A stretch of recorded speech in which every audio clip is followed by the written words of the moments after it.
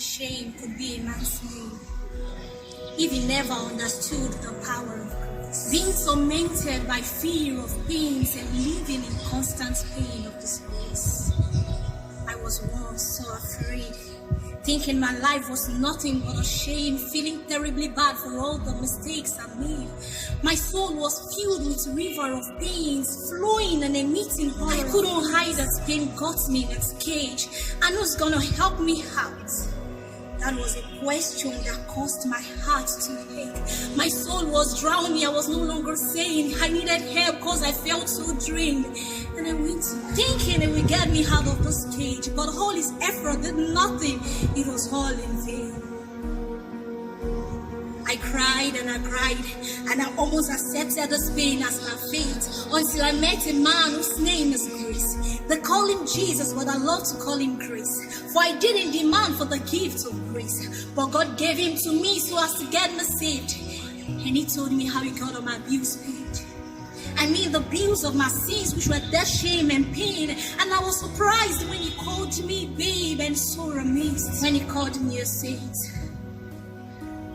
So I asked myself, why did he call me a saint? Because I felt wretched, worthless, wounded, and full of blames. But he kept on reminding me how he took my blames and got all the wages of my sins paid. He said to me, you have no blame again. Daughter, you have no sins again. And what have I done?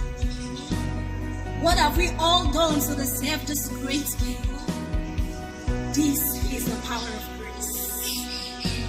And now, I'm no longer amazed when he calls me saint, because I've come to understand the power of grace. And even when fear tries to interrupt the song of grace, telling me that my pains still remain, I will say to myself, this fear is not from the giver of grace. So I will stand to rebuke the fear of pains that comes to me like a sea wave.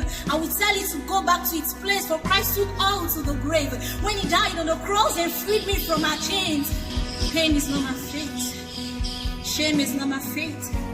And you also can be free from that pain that has enslaved you and made you a prey. Come out of your shell and be brave. Look unto Jesus, embrace his grace. It's a new season and a new rain. The cloud has gathered, it's about to rain. Grace is there, your pain will be lame. For surely you will sing the song of grace, because your pain will surely find its way back to where it belongs, and that is the